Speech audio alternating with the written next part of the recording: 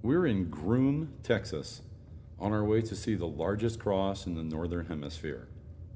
You can see this cross for more than 20 miles driving up the freeway into Groom. Now, I've been here several times before, but on our trip across the country, I really wanted the Viking to experience this place too, so we stopped. And we did a lot of filming so we could share it all with you. This truly is an awe-inspiring place. And besides the cross and the grotto, there is also a complete life-size depiction of all 14 stations of the cross where Jesus made his journey.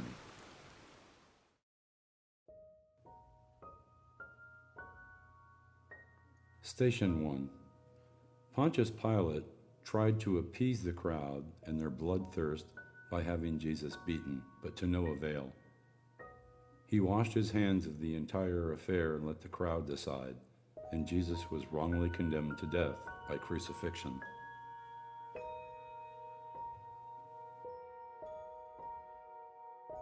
Station 2.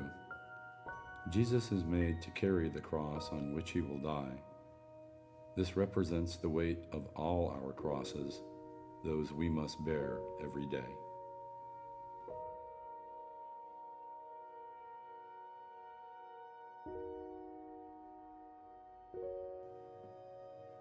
Station 3. After being savagely beaten, Jesus is nearly without strength. The weight of the cross is unbearable, and he falls to his knees. Station 4. Jesus meets his mother Mary while walking and carrying the cross through the streets of Jerusalem on the Via Dolorosa. This is the way of sorrow.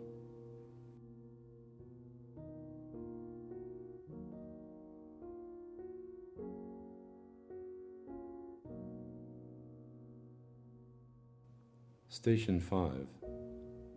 While he's coming in from the fields where he worked, Simon of Cyrene is forced into service by the Roman soldiers to help Jesus carry the cross.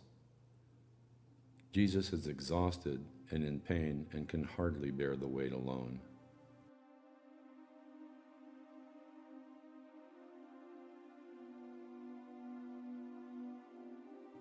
Station 6.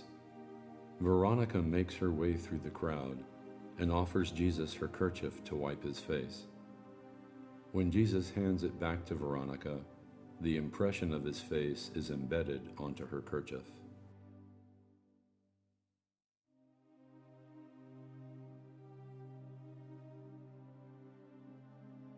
Station 7. Completely exhausted, Jesus falls for a second time to his knees under the heavy weight of the cross, the one he must bear.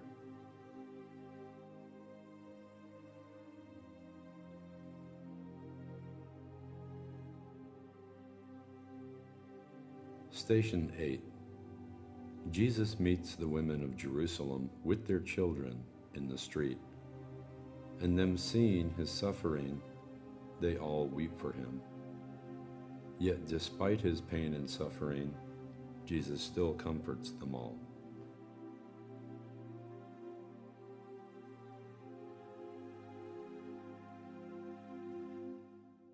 Station 9. Completely spent and physically broken, Jesus falls a third time, unable to continue. The Roman soldiers help him to his feet so he is able to walk to the hill of crucifixion.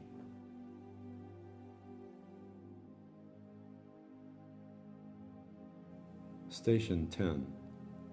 Jesus is stripped of his garments, revealing all of his wounds. The Roman soldiers divide up his clothing, each taking a piece as a prize from who they would call the would-be king.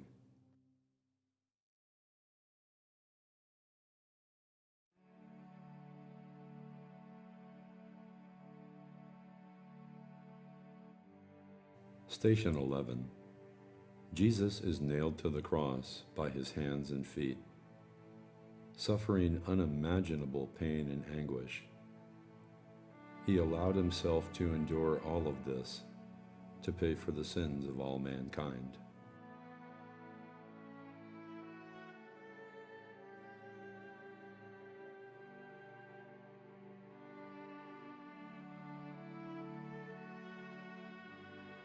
Station 12. Jesus dies on the cross. His last words are, "Father, into your hands I commit my spirit."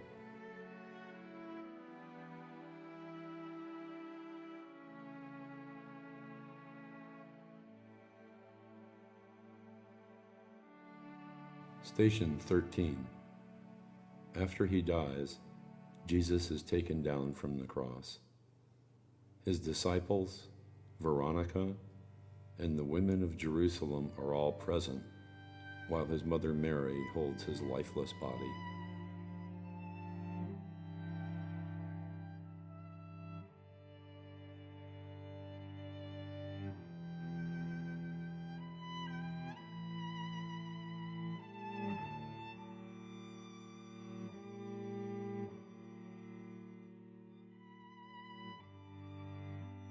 Station 14.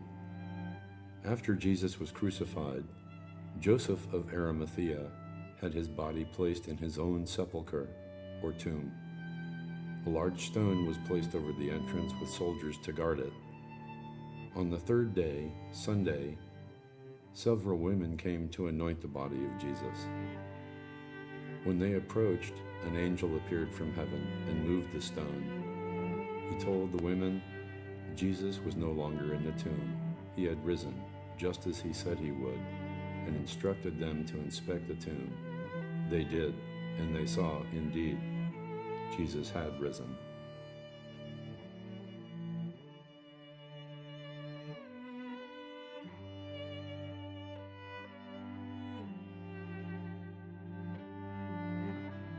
The angel commanded the women to inform the disciples that Jesus had risen. They ran to obey, and as they did, Jesus walked up to them. They could see their Lord had risen from the dead, as he said he would.